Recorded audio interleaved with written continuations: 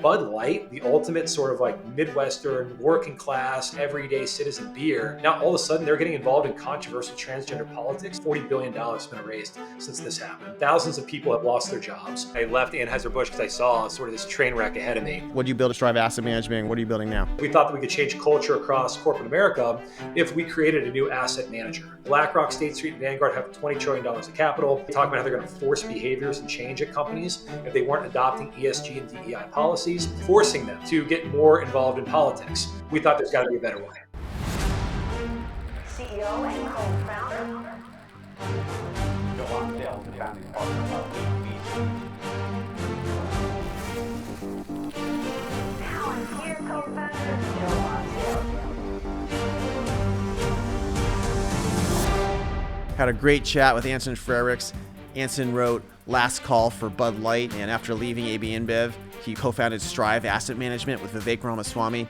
You know, Anson is a really talented guy. He has a background working at all the top places. He was a superstar at AB InBev, which owns Budweiser, and he kind of saw how a company that got moved out of the Midwest into New York got caught up in the crazy woke waves going on, saw how all these asset managers were forcing big companies to go in this more woke direction to kind of blackmail them if they didn't do certain things with ESG, with DEI, and made him really want to fight back. Not only did he start Strive and Athletic Capital to support companies and investing that's more aligned with core American values, but he's speaking out and he really deeply understands what went wrong. Now we can take back corporate America and bring back prosperity to our country. I'm Joe Lonsdale. Welcome to American Optimist. Today we have with us Anson Frericks. Anson, you're the founder of Athletic Capital, co-founder of Strive Asset Management with Vivek Ramaswamy, who's an old friend of yours, and you were a former president at Anheuser-Busch. Thanks for joining. Yeah, thanks for having me, Joe. Really looking forward to the show today. You wrote a book that came out a little while ago called The Last Call for Bud Light, the fall and future of America's favorite beer. I guess you were there during the heart of some of that, or I guess you were there right before that nonsense happened, huh? Yeah, I was there right before the nonsense. I mean, frankly, I left Anheuser-Busch because I saw sort of this train wreck ahead of me. I saw the company that had went all in on sort of the ESG, DEI agenda, started inputting diversity dashboards, quota systems. The company didn't do a partnership with Black Rifle Coffee Company because they thought that company was too controversial. And one of the reasons I left and started Strive, and it was funny, I mean, a year later, worlds collided as everything we did at Strive, which is to make sure companies were focused on the customer, focused on shareholder value, kind of collided with the Bud Light Dylan Mulvaney partnership. You kind of took the opposite direction what you saw. Well, tell us a bit about your background to start. I think you were Yale undergrad at Harvard Business School, and you were at Citadel after that. What's your background? I went to Yale for undergrad, like you said. Worked at a private equity firm called Summit Partners after undergrad. In business school, was working at Citadel. I was actually on their long-short healthcare team. It was the worst job I probably ever had, as I was literally forecasting how many people were going to need knee replacements and hip replacements based off weather patterns and how many people were going to fall and break hips. That wasn't going to be very exciting. At the time, I then ran into the folks from 3G Capital, and that was the group of sort of Brazilian guys that had rolled up kind of the beer industry in South America.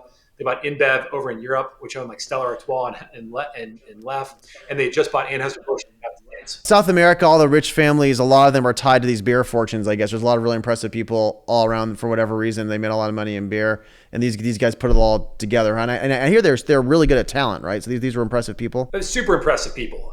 George Paulo Lehman, Marcel Tellis. They were George Paulo Lehman is a former Wimbledon tennis champion, created one of the largest investment banks in Brazil, was wildly successful. And these guys, they put together the world's largest beer company, bought Anheuser-Busch. They've also gone on to buy Kraft Heinz. They own Burger King. So they own a bunch of different businesses. And their whole piece was originally meritocracy. We want to hire the best, want to hire the brightest, and then have them come in, run companies more efficiently. And for a while, they were very successful doing that. And this is maybe a metaphor for a lot of other things in our country and in the world. So they were focused on the top talent. They're focused on meritocracy. We've all heard stories in the business world about the amazing things they built. So I can see why you'd want to go work for them. And it's kind of weird you're going from Wall Street to a beverage company, but you're working with these people focused on meritocracy, biggest company in the world. And yet it feels like something happened inside of that company where some of these woke values took over, where meritocracy was pushed to the side. What happened, and when did that happen? Were these guys still in charge when that happened? Yeah, I mean, they really weren't. I think that was part of the problem. And I think there was really like two things that went wrong for this business. The first one is that sort of the InBev style, which was the 3G Capital InBev zero-based budgeting operating style. It only works when you have things to buy. To some degree, these guys got too successful. They bought everything. There was nothing left to buy. And all of a sudden, they're forced to now build brands. These guys were never brand builders, which we'll talk to.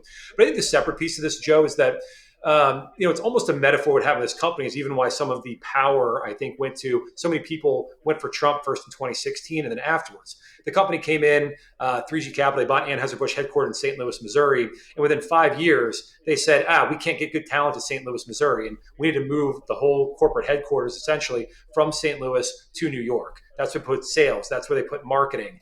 And I think this was a problem where you think about kind of like the hollowing out of the center of the country. I mean, Anheuser-Busch for 150 years had found tons of talent in St. Louis. They built the world's biggest beer brands, biggest beer company in the United States. Within 5 years, they hollowed out a lot of infrastructure, moved it to New York City, put a lot of different people in that had never worked in the Midwest, never understood Midwest values, worked with now different marketing agencies, different sports agencies. And then within 7 years, you have sort of the Dylan Mulvaney partnership, especially after they adopted a lot of the ESG, DEI philosophy to try and grow brands, which, as we've seen, hasn't really worked. What's going on with these shifts here? This was a simple one where you had a lot of the senior managers at what was InBev, the company that bought Anheuser-Busch, were more Brazilian, they were Belgian, they're more European. They had been more used to living in more so-called cosmopolitan cities. And then most of them, just frankly, them and their spouses just didn't like living in St. Louis. And so they, in really the 2015, 2016 timeframe, they used this excuse that St. Louis was behind. I think Uber wasn't in St. Louis at the time. That's the quote I remember to justify the move was, man, Uber's not even here. We're just behind trends. We're behind where things are. So that's why I want to move to New York City to be closer to urban centers, closer to where trends are happening, closer to innovation, which candidly wasn't really they call it the quintessential American beer drinker. I mean, if you take a look where St. Louis is, they have 60, 70% market share. In New York, they have 20% market share. Just very different, I think, ideals. But I think it was worse. It wasn't necessarily. You can find a lot of hardworking people in St. Louis. You can find a lot of young people who want to move to St. Louis. It was just more of I think they just didn't like the middle of the country. Yeah, they were rejecting the culture of their customers themselves in a way. They almost were too haughty and too elitist that their culture of being there is not what they wanted to do. And then obviously they brought in a lot of this woke nonsense.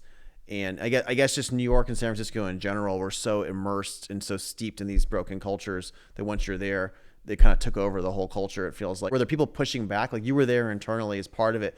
Like what was it like when you pushed back? What was the story there? Yeah, so, and the company really started changing when you had the move from St. Louis to New York City. And this is also an interesting time frame. This was sort of the 2016, 2017 time frame where you saw a lot of corporate America changing because at this time, remember, Trump came to power. He pulled out of a lot of these sort of national organizations, the World Health Organization, Paris Climate Agreements. And this is when you had these large asset managers, BlackRock, State Street, Vanguard, that were now getting pressured from the state of California, whose pension fund dollars they manage, state of New York, whose pension fund dollars they manage, European sovereign wealth funds, others that are now pressuring business to so-called solve a lot of these existential crises that now no longer Trump and the government were going to do. So at that time, you're having a lot of pressure from, again, these asset managers that are coming in, forcing on companies an ESG, DEI agenda. And I think Anheuser-Busch was very uniquely susceptible to it. They had just bought SAB Miller. They created the world's largest beer company, but there was nothing left to buy. And now they're being told by Wall Street, you have to grow organically. And the big push was, hey, if you just do ESG, DEI, all of a sudden you're going to have tons of people that are going to start buying your brands. And that just never really materialized. So this was happening this sort of 18, 19, and even the 2020 timeframe. And then as you recall, I think this whole ESG, DEI movement, really got blown off track during COVID. The BlackRocks and others kind of like set the table by having the business roundtable in 2019 evolve the purpose of a corporation away from what Milton Friedman says was the focus on shareholder value. At the time when they did that, there were only like 4 companies where they wouldn't sign their statement, and I bought all of those stocks, and all 4 of those overall have outperformed massively, which I think is like a really good sign to like go with the contrarians. No, 100%. Because you have to look at the incentives, and now the incentives changed from your so-called shareholders, BlackRock, State Street, Vanguard, instead of focusing on shareholder value, they said stakeholder value. So do ESG, DEI, get involved in more politics. And this got really warped around the COVID timeframe because, if you remember during COVID, all of a sudden this existential crisis of COVID hits. And even Trump was very much pressured to sign what was called the Defense Production Act, where you could compel companies like General Motors to create ventilators. You could have Delta flying medical supplies. And companies really got off track. And he was pressured by the state of New York, people in New York who were dying early on in COVID. But that got companies off track. We had Anheuser-Busch. We were making hand sanitizer, Walmart's doing COVID testing facilities in their parking lot. Yeah. Google is, talking about all the COVID. It was a huge distraction, obviously. And in some cases, you do want to be helping out with a crisis in the country, but it's obviously things are very, very distracted at that time. Right. And when there's a real crisis, like, great, you got to help. And at that time, a lot of people thought, okay, we got to help. The problem is that the COVID crisis, that existential crisis, ended pretty quickly. I mean, no hospitals were overrun. You didn't have any of these big issues of mass people dying early on. But then the next sort of so-called existential crisis emerged within 2 months. And that was when George Floyd died. And now all of a sudden, after George Floyd's death, all these companies had just gotten off their mission. We're trying to appease all these stakeholders for COVID. And now the next big existential crisis they're being told to solve by BlackRock, State Street, Vanguard, others, is this crisis of systemic racism. Is the fake engineered thing coming out of nowhere and then completely distracting you and then getting you to try to give money to communist organizations, right? It was just Marxist organizations. It was totally insane. I want to step back a little bit to this idea of stakeholder capitalism. I think maybe the World Economic Forum and Klaus Schwab was behind pushing this along with these others. And, and Milton Friedman, who I got to know when I was at Stanford, he was there at Hoover a lot, was more about shareholder primacy. Like, how did we shift from shareholder primacy and getting results for shareholders in the market, working to make things efficient, versus the stakeholder capitalism thing where the market top down is told about its other priorities? Was that World Economic Forum, like you said, it was some of the pensions, like why did they start doing that then, not before? Like what happened in the last 10 years? Yeah, I mean, unfortunately, just taking a step back, I mean, you have these two schools of thought going back to the 1970s, but what's the purpose of a corporation? Yeah. In the US, you had Milton Friedman says, focus on shareholder value. That's sort of your primary customer. And how do you focus on your shareholder? Just great products and services. And then over in Europe, you had the Klaus Schwab World Economic Forum, Davos crowd that said, no, the purpose of corporations is to serve all stakeholders equally.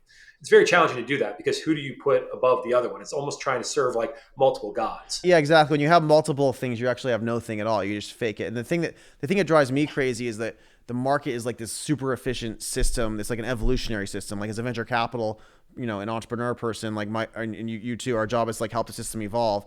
But the system can't actually work and evolve without really clear feedback mechanisms if it has all these fake things you're plugging into it. It just drives me crazy. Right. You're exactly right. And then even if you take a look at over those two economic models for the next 50 years, in the US, created much better investment returns for people than that stakeholder model in Europe. I mean, the S&P 500 was up 10% on average a year over that time frame.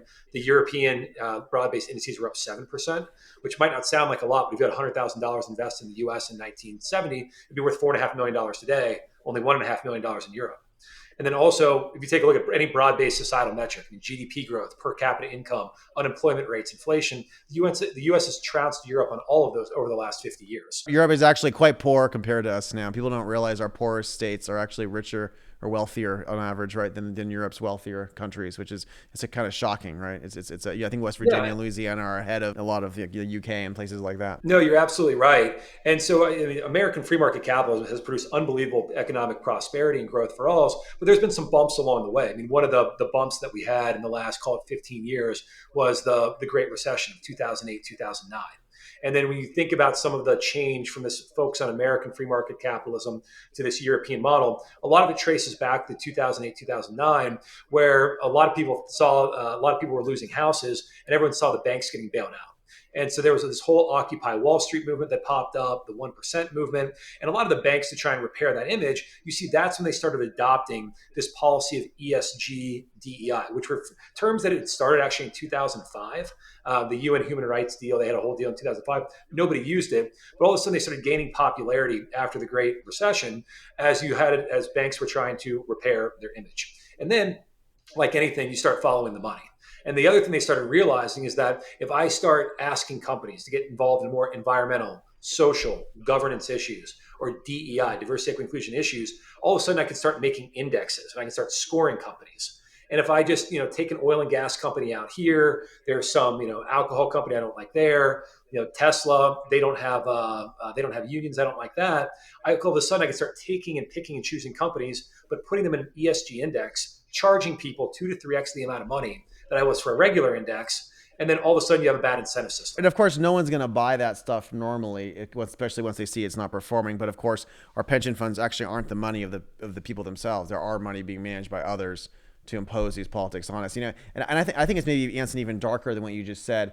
I think when you have these top-down systems that people create, they get captured by power and to use for power. So I think the nature of humanity is that whenever something like this exists, people will start using it to express their views and to force people to do things and to push people to things. And it seems like a lot of the left captured these things and used them to attack and punish their enemies and force people to fund their stuff. I mean, isn't that how this iterated? I mean, 100%, Joe. You're absolutely right. The left started using sort of business to get done through the back door of business. They couldn't get done through the front door of government. I mean, the state of California is a perfect example.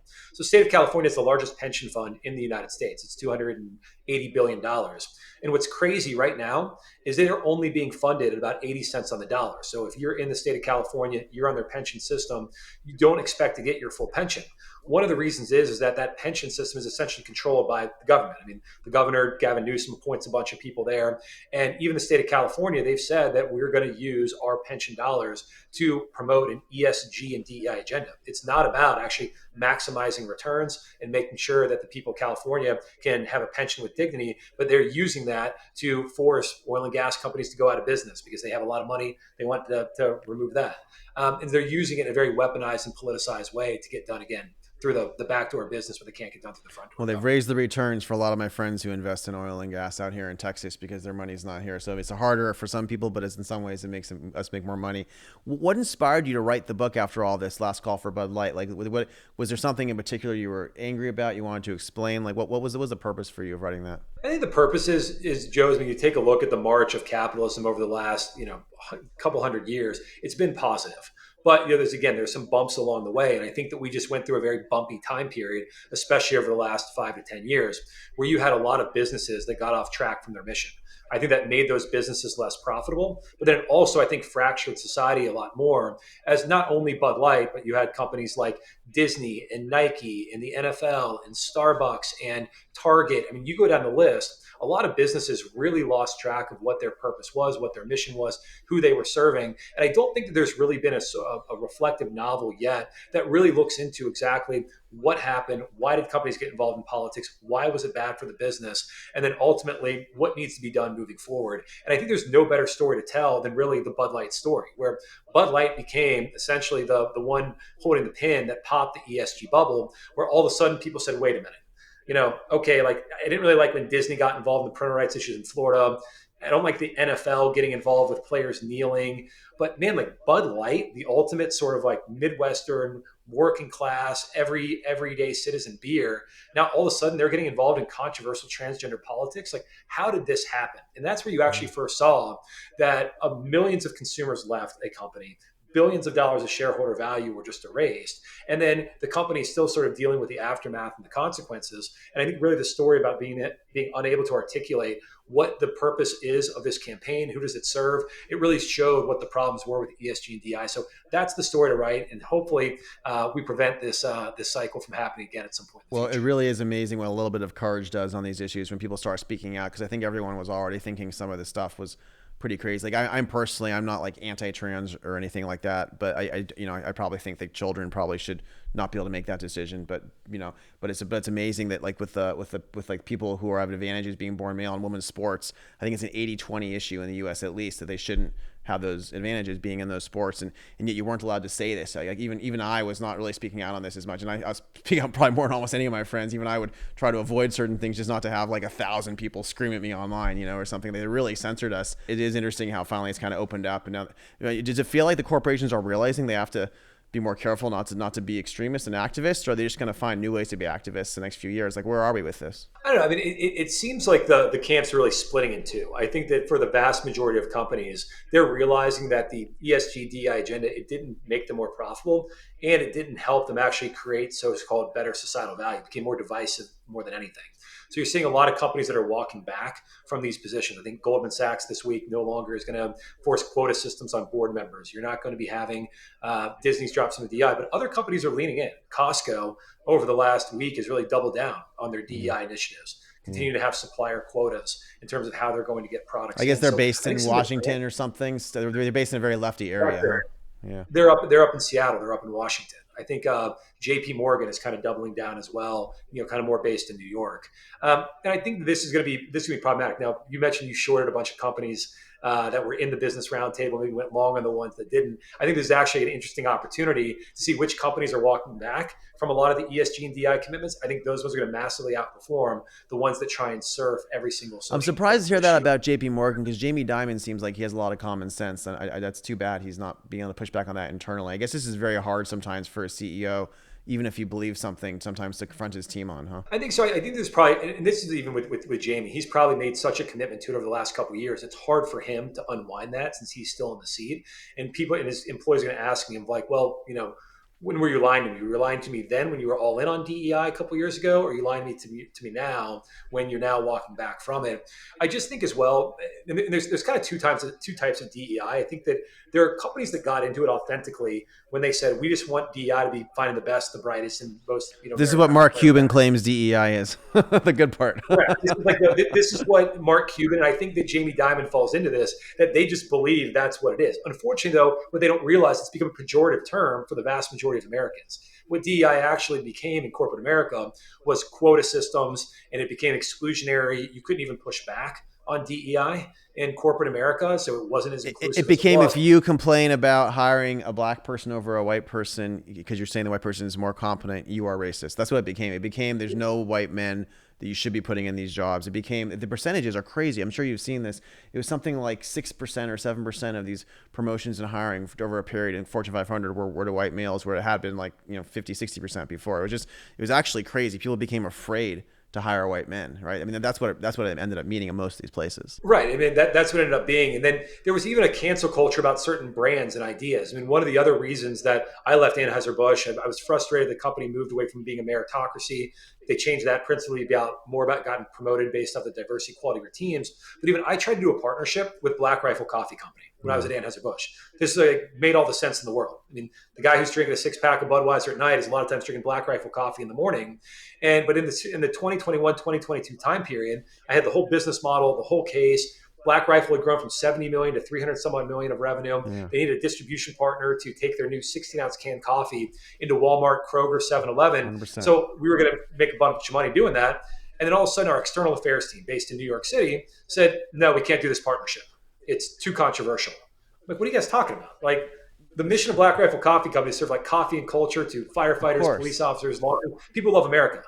But they were saying, well, no, because of the Black Rifle, and I don't know if it fits our DEI kind of agenda. It's some people in the January 6th were wearing Black Rifle Coffee Company hats. I'm like, come on, guys, like you got to be kidding me. Like, if someone says this to me, my first thought is that I'm going to write to the founders and the owners and tell them that their people internally are insane. Like, did you ever think to write to the 3G guys and be like, your people are internally have gone crazy, or you just left? I mean, I probably should have, but at the time, Joe, I was, the whole company and the culture was changing. Meritocracy was already gone, which I was shocked about, considering 3G and who these guys were. Now, all of a sudden, because we moved to New York City, we looked at everything through this lens of Fifth Avenue in New York. So basically, it was already gone, not worth the fight at that point. It's their own fault. It's not worth the fight. And so, Caitlin, that's why I left to start Strive with Vivek, because we said, really, you need to drive a cultural revolution across corporate America. We need to get businesses back to being focused on the bottom line, back to business, serving their customers. Whatever your unique company mission is, do that. But don't necessarily have it have a new agenda forced on you by outside activists, the BlackRock State Street Vanguards. I mean, McKinsey was all in on this Diversity Matters study that was completely debunked. And so we just decided to go and do something entrepreneurial instead. No, well, and I love it. And I became a small investor and Strive through Vivek right away when you guys started it. Then, for people today, would you encourage people to fight back more if they're seeing this nonsense though in their companies, or is it the kind of thing that you just have to run away from still today, or do you think there's room to kind of fight and push people and try to teach them to act better? No, I mean, I think that now it's an amazing opportunity. I mean, the Overton window has opened in a massive way. Yeah. Whereas 2-3 years ago, it was tough. And to your point, I mean, you would be called, racist, bigoted if you push back on any DEI agenda, whether it was quota system, whether it was giving hundreds of millions of dollars to BLM. I mean, heck, like every company for a while had to have the BLM square, even though BLM, they said on their website that, we wanted to essentially destroy the nuclear family. And if you just disagreed with that, all of a sudden you're racist. But I think as we've seen, and again, I mean, really it was what I think Bud Light opened this, where people saw the real problems that happen if you get involved in a lot of this social and political issues, especially if your brand has nothing to do with it. And then all of a sudden, I mean, it's actually sad because the company lost millions of customers, billions of dollars of shareholder value. $40 billion has been erased since this happened. Wow. Thousands of people have lost their jobs. They work with tons of independent distributors, family-owned distributors across the country. They've laid off tons of people. Suppliers have closed shop. I mean, it really shows the problems, what happens when you lose focus on your customer. And the bigger issue is there's been zero accountability. I mean, you still have a lot of, like, the same CEO is there, the same board of directors. Why haven't they fired the people who did this? These people who did this should be fired by the owners. I don't understand. In corporate America, it's like there's so rarely accountability for these things. It's very strange to me. Like, I mean, I'd love to talk to the owners. Like, maybe they're afraid of being called racist or something. I don't know. But this is part of the problem. So the 3G guys we spoke about, like, they kind of stepped aside from the board 5-6 years ago. So now it's a lot of their kids that are running it. It's these European families that are running it. And those folks, I think that they are just wholehearted believers in ESG. And I think this is a broader conversation to have. I mean, maybe even as part of the America First agenda for certain companies and brands like Anheuser-Busch, maybe they should be sold back to American owners.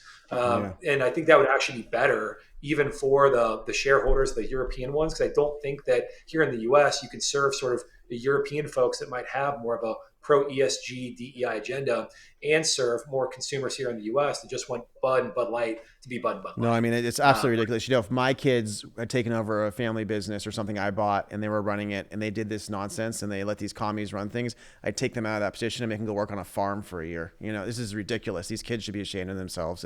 It's really disgusting. And I know they're like going in all their circles, dating in New York and London and celebrating all this nonsense. And it's like, these guys never could have created wealth with these ideas. And it's kind of disgusting to me. Like, I don't know. It just horrifies me to see second, third generation wealth doing these things. It's really sad because you do get a lot of it. No, I mean, it is. It is really sad because, like, the people that actually get hurt, I mean, it's not you if you're in your whatever billionaire circles and, you know, on boards and running around New York and London. It's everyday folks. It's the beer wholesaler-ships in St. Louis, Missouri, and in Austin, Texas, and all over. And now that they've lost, 30% of their revenue, they have to fire half their staff. I hope the 3G guys, if they see this, I hope they think about how to go back and try to fix having raised their kids badly and to allow this to still be happening and how they're hurting many people from that. So let's talk more about Strive. I want to hear what you guys build. You spun out Athletic Capital of that as well. Like, what do you build as Strive Asset Management? What are you building now? Yeah, so Vivek and I, we decided, we got the idea really for Strive in the summer of 2021, and both of us saw that corporate America was changing.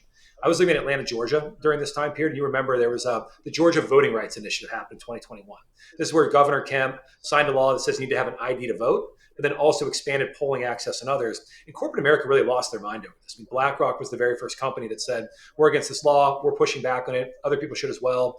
Coca-Cola and Delta, which had nothing to do with voting laws, they came out against this. If you recall, Major League Baseball canceled the All-Star game in Atlanta, Georgia that year. Crazy. Because of this law, which is insane. And what's funny is they moved it to Denver, Colorado. I've also lived in Denver, Colorado. Denver, Colorado is about the whitest town I've ever lived in. There's no like black people. No, exactly. They moved it out of the blacker town to the whiter town for DEI purposes. Like, this is ridiculous. I mean, it's totally comical. So, and what's funny is that I saw a lot of people that were throwing out Coca-Cola, canceling Major League Baseball tickets, and frankly, just didn't want this nonsense happening.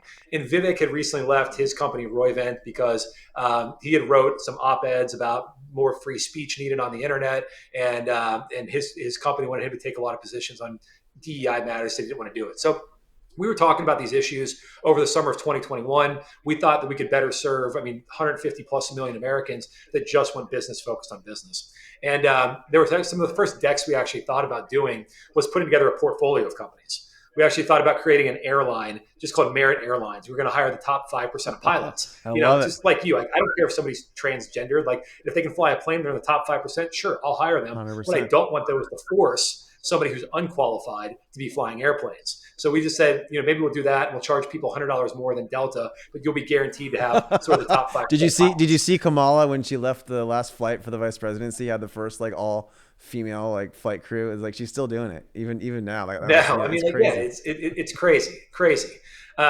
So we thought about that. We thought about creating a company called, if you got to Pop Without Politics, to go after Coca-Cola, because I was in the beverage world. Mm-hmm. Before Elon bought Twitter, we thought about creating a Twitter that was free speech, but ended up creating Strive because we thought that we could change culture across corporate America if we created a new asset manager where we would create just low-fee passive index funds, like large cap value, large cap growth, S&P 500. We would invest into companies, and we would be a better fiduciary for folks like yourself and others that were frustrated with BlackRock. who was taking everyday citizens' money via their 401ks or investments, investing into businesses, and then forcing them to get more involved in politics. They were doing this by writing annual letters to CEOs, telling them they need to earn their social license. They were going on media talking about how they're going to force behaviors and change at companies if they weren't adopting ESG and DEI policies. And then they were really voting for shares at companies. I mean, if you're a publicly traded company, you have shareholders can put up proposals every single year. And there was a massive increase in the number of ESG proposals that activists and nonprofits were starting to put into companies after this business roundtable evolved the purpose of the corporation in 2019.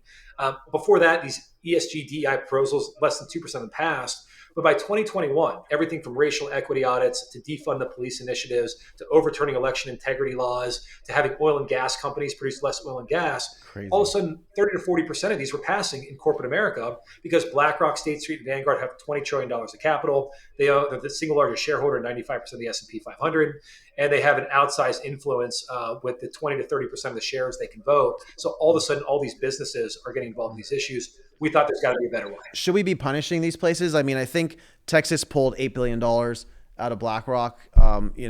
A lot of red states have still been really slow to react. I think BlackRock's trying to backpedal now and trying to pretend it's no longer did this horrible thing to our civilization, along with State Street and others.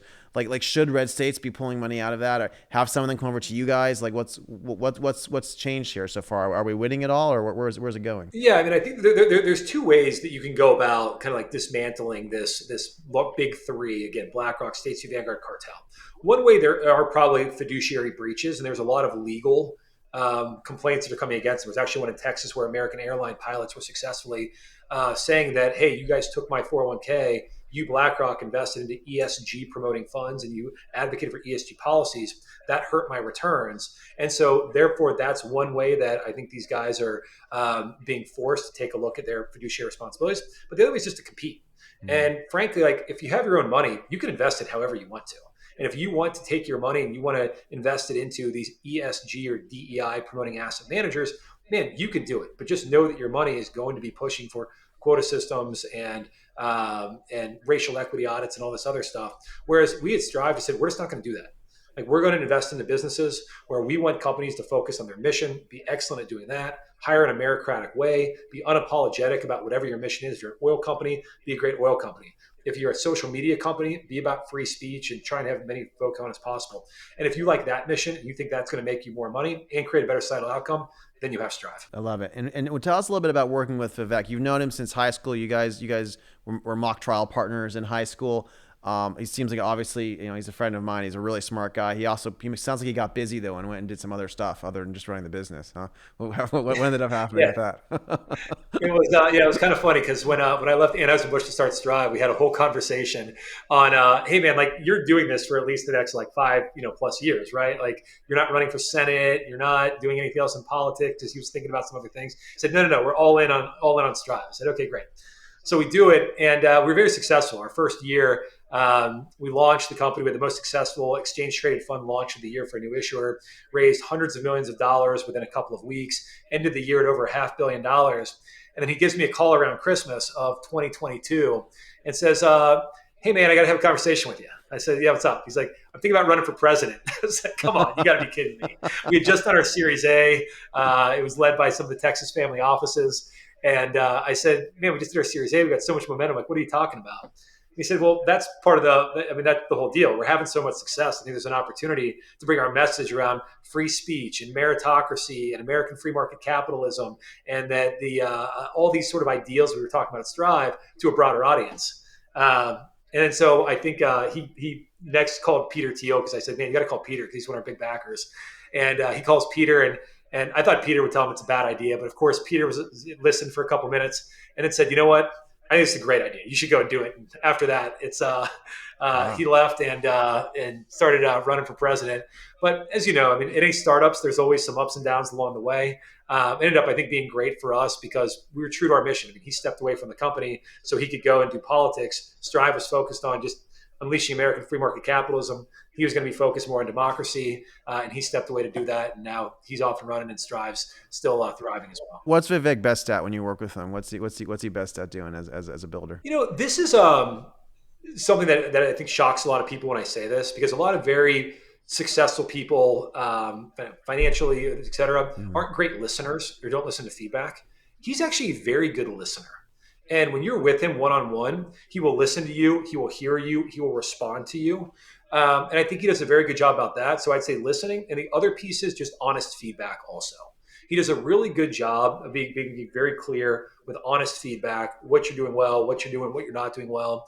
But then also he's a very good partner. Everything we did was very collaborative.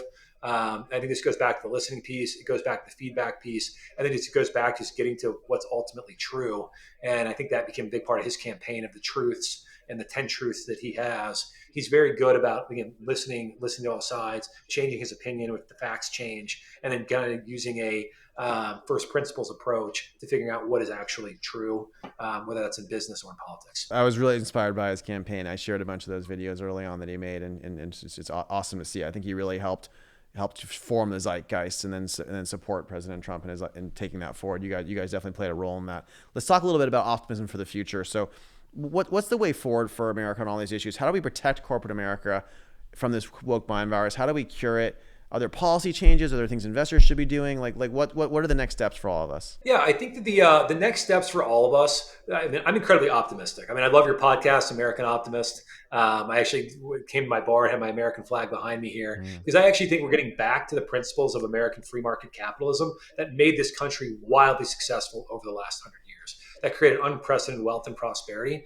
And we're doing that by dismantling a lot of these programs that frankly just didn't work. A lot of people think that Trump's responsible for the dismantling of DEI programs. I think Trump has just given all these companies cover to roll back programs that they saw weren't adding to the bottom line, weren't helping them innovate, weren't helping them actually going out and creating workforces that were amongst the best and the brightest. And so now that they're pulling a lot of these back, I think we're about to enter into a era of unprecedented economic prosperity, new job creation, new innovation, because businesses are getting back to what they do best at, and that's innovating, serving their customers, and leaving all this other social stuff to politicians. I'll tell you one way I push back, and I try to be really nice about it. But people will email me wanting help or want to work with me or want to do something in Texas, and they'll have pronouns on their bio. And to me, when you have the pronouns noted, unless you actually are trans or unless you're really close to trans people, most of the time the pronouns are part of like the woke industrial complex, and you're signaling obeisance. You're signaling that you're obeying this kind of like woke way of doing things. And so I'll tell them really nicely, like, just so you know, when you have those pronouns, it means there's a good chance that you're signaling to everyone that you agree with some really radical left stuff that I personally don't agree with. And that's okay. We can still work together. But I want you to know that if I'm going to be introducing you to people who are helping you, they're going to be like, Joe, who's this crazy woke person? Why are you trying to get me to help someone who obviously doesn't have my values? And I just want you to understand that's how it's going to come across. And a lot of them, when you say something like this, they're like, oh yeah, thanks. I never thought to take those off. Obviously, I'm going to do that now. And I take them off. And I'm wondering, I think there's things like this we need to be doing. Like, are there other things that we can do to put pressure in the right ways or to help kind of move things back to normal? Yeah, I mean, I think, Joe, that's a real simple one that you just spoke about, because there was so much fear over the last couple of years. So I had this debate with people about the pronouns, why do they have them? And a lot of people say it's like, well, I just kind of felt I had to, because we got this chief diversity officer that came in, and the chief diversity officer talked about pronouns and how that's the nice thing to do. And so I just thought that I had to do it because other people were doing it. And we always talk about this a lot. I mean, fear is contagious, but courage is contagious too. And there's been this whole just preference falsification over the last 5 years. People didn't want to put pronouns in their emails. People didn't want to have to say that biological men can compete against biological women in sports. People didn't want to have to be forced to accept that gender affirmation care for kids is okay, but they felt, again, that they could be called a bigot if they didn't do it. Yeah. Things are shifting big time now, and I think people need to just think for themselves, did I really believe these things, or was I forced to do it? I love that even Pete Buttigieg and AOC have taken their pronouns off now. So even they were bullied into doing it to have to be part of the cause, which even they think is ridiculous. Yeah, they think it's ridiculous. One of the most, I think, courageous people right now, he's actually somebody on the left. He's a good buddy of mine named Seth Moulton. Yeah. And Seth Moulton is a congressman from Massachusetts, veteran, and he was one of the first people in the Democratic Party that says, listen, guys, I have 2 daughters. I do not want them playing against biological males in sports. Yeah. And he was essentially canceled by a lot of people on the left for that.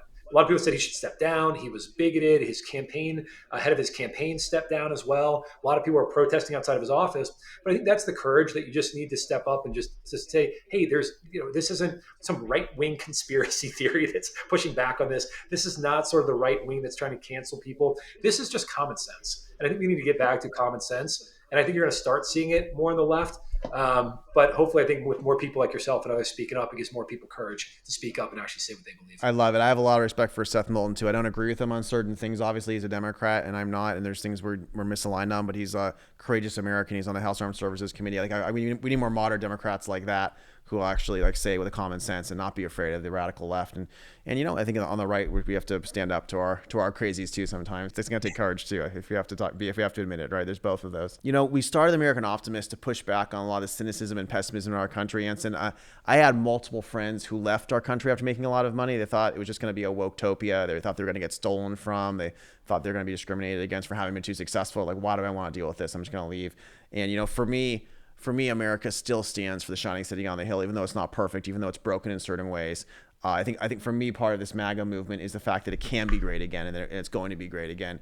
And so, what's the best case scenario for us, kind of recapturing all these institutions and taking back our country? Are you optimistic it gets done? Are we gonna root all this stuff out? Are things gonna be in a great place in 5 or 10 years? I really am optimistic, Joe. You think about this country. We never said it was perfect, but we said we were always in pursuit of a more perfect union. And I think that this is a good step forward that we've been making towards getting back to the ideals of the Constitution and of the freedom and all folks are created equal. One of the things that actually made me most optimistic over the last couple of years, if you think about some of the recent Supreme Court decisions, there's been some big ones. The one that actually didn't cause almost any controversy was Students for Fair Admission versus Harvard. And this was the Supreme Court case that overturned affirmative action. And it was a very different response. The Democrats really didn't respond to it. People on the left didn't respond to it. Very different than when Roe v. Wade was overturned a year prior, where people almost lost their minds. Everyone in corporate America issued responses. A lot of CEOs got involved. And that's because I think we actually are heading more towards a meritocracy.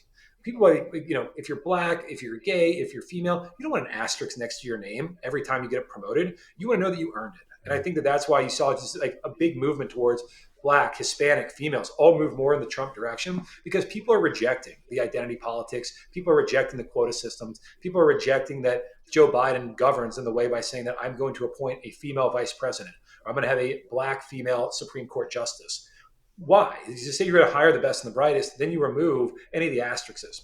And I think it's amazing. I think what Trump has done to create a very diverse cabinet, a very diverse group of folks that are around him, just by saying I want the best and the brightest. And I'm very optimistic that that's going to trickle down, I think, into corporate America. You're seeing, again, Goldman Sachs, Amazon, Facebook, Meta, all dropping a lot of their DEI and ESG policies. And I think people are getting back to business. So I'm optimistic. I think even more so, I think people have now lived through this kind of crazy episode of the last 5 years. And even if, 5 years from now, there's some blip and we have a fallback, I actually think folks like Mark Zuckerberg, he's not going to censor speech again. I don't think that you're going to have Goldman going back to some of the quota systems that they were implementing. I think people are going to get back to business. So I'm very, very optimistic. I love it. Well, affirmative action was originally called positive discrimination, and they rebranded it affirmative action. It's much more clear when you see it as positive discrimination. Actually, we shouldn't have any discrimination, and we're definitely all embracing it again. Anson, this is a great note to end it on. Thanks so much for joining us. Thanks, Joe. Thanks for having me. Really appreciate it.